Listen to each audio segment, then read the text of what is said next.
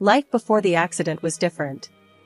I, Eden, was 19, fiercely independent, and a snowboarding enthusiast. That changed in a heartbeat.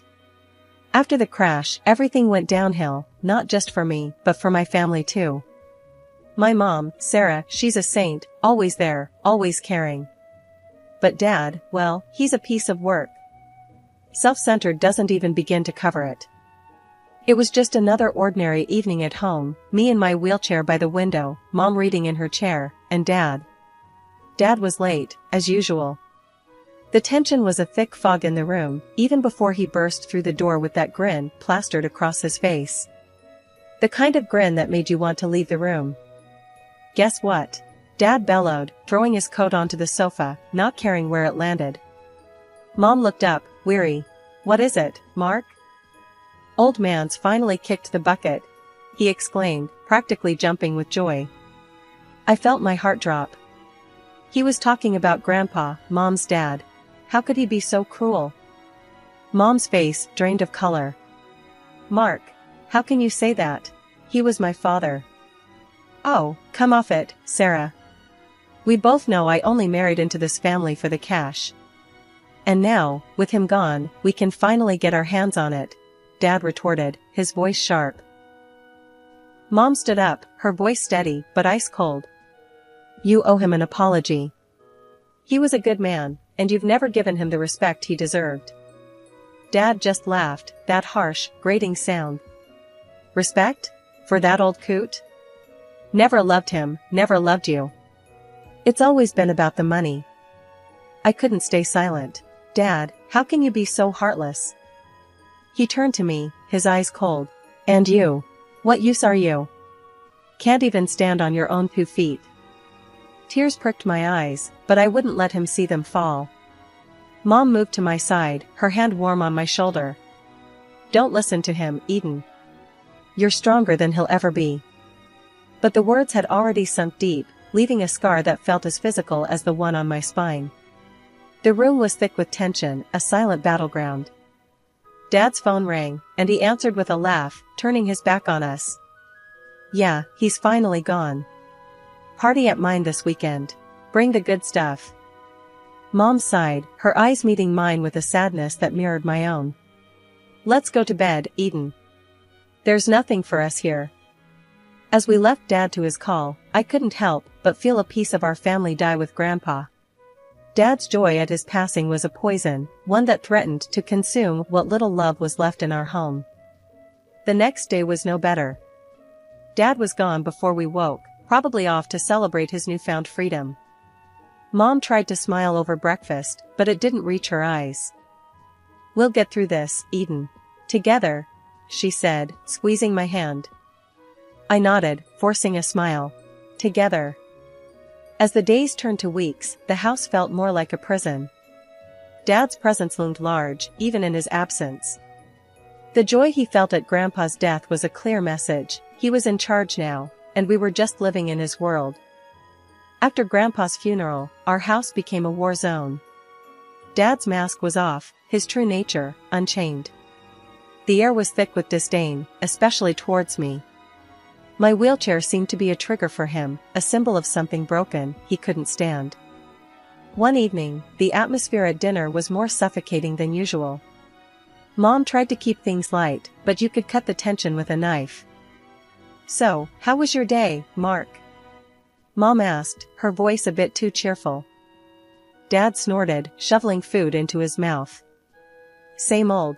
But better knowing there's one less leech sucking my wallet dry." Mom's fork paused midair. "Mark, please. Can we not do this tonight?" He glared at her, then at me. "Oh, I'm sorry. Are we pretending the freeloader isn't sitting right here?"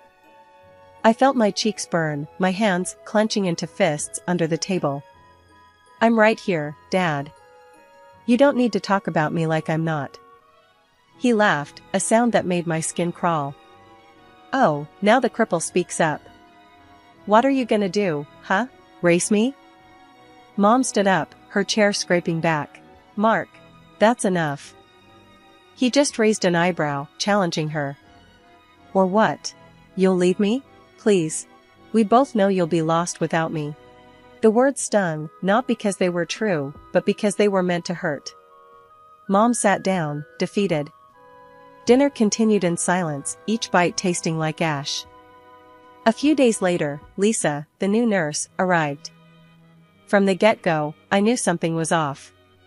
Her smile was too tight, her eyes cold. "Nice to meet you, Eden," she said, her voice dripping with something I couldn't place. Was it disdain? Pity? "Yeah, sure," I replied, not in the mood for pleasantries. As the days passed, her accidents became more frequent. A cup of tea slipped from her hands, drenching my lap. "Oh, my bad," she'd say, her apology as fake as her smile. One afternoon, I was trying to navigate through the living room, and she was supposedly helping. "Oops," she exclaimed as my wheelchair suddenly jerked, sending me crashing into a side table. "Lisa, what the hell?" I shouted, pain shooting up my arm. "Oh, sweetie, I'm so sorry." "It was an accident," she cooed, but her eyes told a different story. Mom walked in at that moment, her face clouded with worry. "What happened?" "Lisa happened," I said, my voice tight with anger. Mom turned to Lisa, her gaze stern. "This needs to stop. Now." Lisa put on her best innocent face. "I really didn't mean to, Sarah. It was an accident." But the incidents didn't stop. If anything, they got more brazen. Lisa driving my wheelchair too close to the edge of the stairs, forgetting to lock the wheels when she left me in a room. I told Mom about each one, and each time, she confronted Lisa.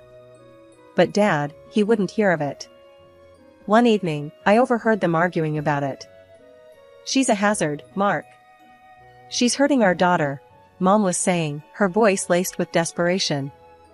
Dad's laugh echoed through the house. "Oh, please. Eden's just jealous, because Lisa can walk and she can't. The girl's doing her job, and she's staying." I felt a lump form in my throat. His words were like a slap in the face. I was at a loss, trapped in a toxic home where my disability was seen as a burden, and my safety was a joke. Weeks turned into a never-ending cycle of silent suffering and whispered secrets in our house. Lisa, the nurse, continued her reign of thinly veiled cruelty towards me, all while Dad turned a blind eye. I couldn't fathom why Dad allowed her to stay, her presence like a constant shadow darkening our already troubled home. That was until I caught them, Dad and Lisa, in an embrace that left no room for doubt. They were kissing in the living room, so wrapped up in each other, they didn't notice me. My heart stopped. It wasn't just the proximity, it was the intimacy of it, the shared secrecy. I reversed my wheelchair, the sound loud in the silence. Lisa spotted me first, her eyes widening in panic. Dad turned, his expression morphing from surprise to irritation. "What are you looking at?" he snapped. I couldn't find my words. Betrayal choked me, rendering me silent. "Nothing," I finally managed, retreating to my room, their laughter echoing behind me. I had to tell Mom. She deserved to know, even if it shattered her world as it did mine. When I did, her reaction was calmer than I expected, a quiet storm brewing behind her eyes. "This will come back to haunt him," she said, her voice low, but determined. I wasn't sure what she meant then, but I soon noticed the visits from a man who looked like he had seen his fair share of the world, his demeanor screaming former cop. He and Mom would spend hours locked away in her office, talking in hushed tones. I clung to the hope that these meetings spelled a change, a way out of the misery Dad and Lisa had plunged us into. But before anything could materialize, tragedy struck like lightning. Mom was in an accident, the kind that leaves a void that can never be filled. The news hit me like a physical blow, my world crumbling around me. What devastated me even more was Dad's reaction, or the lack thereof. At Mom's funeral, he was almost jubilant, whispering and laughing with Lisa as if they were at a party, instead of mourning the loss of a wife and mother. I couldn't hold back my anger when I saw them together, their glee a stark contrast to the sorrow engulfing me. "How can you be like this? At Mom's funeral?" I hissed at Dad when I got a moment alone with him. He shrugged, his cold eyes meeting mine. "Life goes on, Eden. Your mother wouldn't have wanted us to stop living, now would she? The words felt like a slap, his indifference a blade twisting in my heart. But it was his next actions that showed his true colors. Clutching Lisa close, he announced to anyone within earshot that they were planning to marry, that it was what my mother would have wanted. I stood there, a mix of grief and disbelief washing over me. The man who was supposed to be my protector, my guide, was nothing more than a heartless stranger, celebrating his newfound freedom at the expense of my mom's memory. The house felt colder after Mom's funeral, like all warmth had left with her. Dad and Lisa, they didn't even pretend to mourn. It was business as usual for them, maybe even a bit cheerier, if you can believe it. A week had passed, and the air was thick with unsaid things. Dad called a family meeting, which was a joke, really. Just me, him, Lisa, and Uncle John and Aunt Marie, who had come down to help with everything. We were all sitting in the living room, the tension palpable. Uncle John looked like he was gearing up for a fight. Aunt Marie's hand on his knee was the only thing keeping him in check. Dad cleared his throat, a smug look on his face. "I've got news," he started, glancing at Lisa with a smirk. "Lisa and I, we're getting married." Aunt Marie gasped. Uncle John's face turned red. "You can't be serious, Mark. After everything that's happened?" Dad's smirk widened. "Oh, I'm dead serious. And there's more. Eden." He turned his gaze to me, that cold, heartless look making my blood freeze. "You're going to a state institution for the disabled. We can't take care of you anymore." My heart stopped. "What? You can't just decide that for me." "I'm not going." He laughed, a sound that made my skin crawl. "And who's gonna stop me? You? Don't be stupid. You're a beggar and an invalid. No one needs you." Uncle John stood up, his face a mask of fury. "That's enough, Mark. She's staying with us. We'll take care of her." Dad looked genuinely surprised for a moment before regaining his composure. "Fine. Take her. It's not like she's any use to me anyway." I was in shock, the words, the betrayal, it hurt more than I could express. Aunt Marie came to my side, wrapping an arm around me. "Don't listen to him, sweetheart. You're coming with us," she whispered, her voice soothing. Dad and Lisa exchanged a look, their plan clearly unraveling. But instead of arguing, Dad just shrugged. "Suit yourself. But don't come crawling back when you realize what a burden she is." Uncle John was about to lunge at Dad, but Aunt Marie held him back. "Not worth it," she muttered, her eyes on me. We left shortly after, the silence in the car only broken by Aunt Marie's occasional attempts to lighten the mood. Uncle John drove like a man possessed, his anger palpable. Once we arrived at their place, Uncle John turned to me, his expression softening. "Eden, your family. And family sticks together, no matter what. That man," he couldn't even bring himself to call Dad, "is no family of ours." Aunt Marie nodded, taking my hand. "We'll figure this out, honey. You're safe with us now." That night, lying in a strange bed in Uncle John and Aunt Marie's guest room, I couldn't help but replay Dad's words in my mind. A burden. Unwanted. But then I'd remember Uncle John and Aunt Marie's kindness, and a sliver of hope pierced the darkness. Maybe, just maybe, things could get better from here.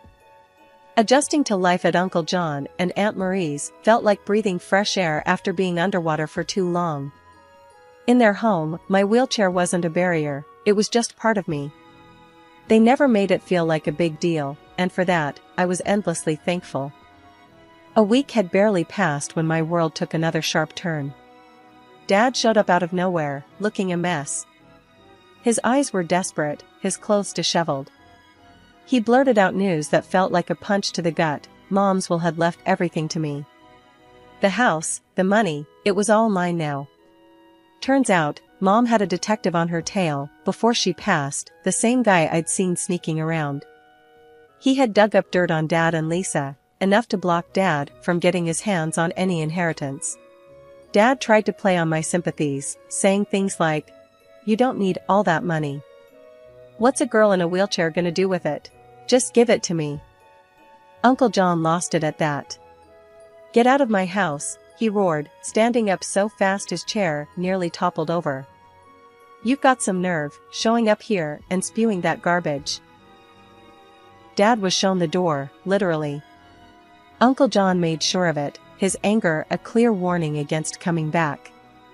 The decision to move back into my childhood home was bittersweet. Uncle John and Aunt Marie insisted on coming with me, making sure everything was still in place for my return. The house had been modified years ago to accommodate my wheelchair, so navigating the familiar spaces brought a surge of memories. Rolling through each room, I couldn't help but feel the presence of my mom. This was where we had laughed, cried, and shared our lives.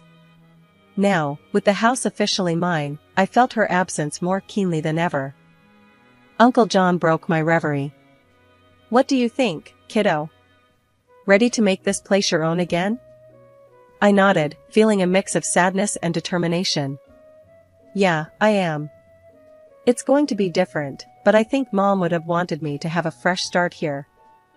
Aunt Marie smiled, her warmth enveloping the room. "She'd be proud of you, Eden. We all are.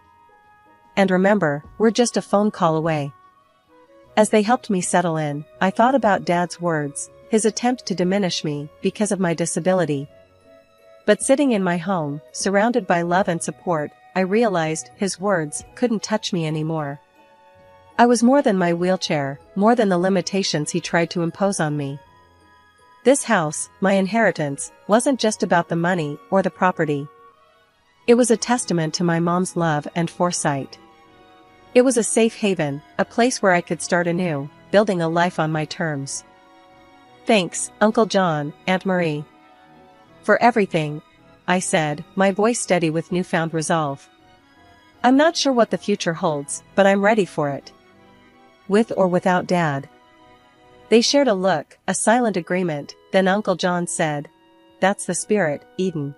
You're gonna do great things. We believe in you."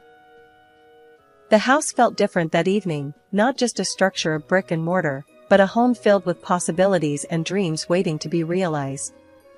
For the first time in a long time, I felt genuinely hopeful about the future. A few weeks had settled into a new kind of normal at the house. Aunt Marie decided to stay with me for a bit, helping me out and keeping me company until we found the right nurse. It was nice, having her around. Made the big, old house feel warm again. One lazy afternoon, we were in the kitchen, Marie flipping through a cookbook, when we heard a car pull up. We glanced at each other, both of us tensing up.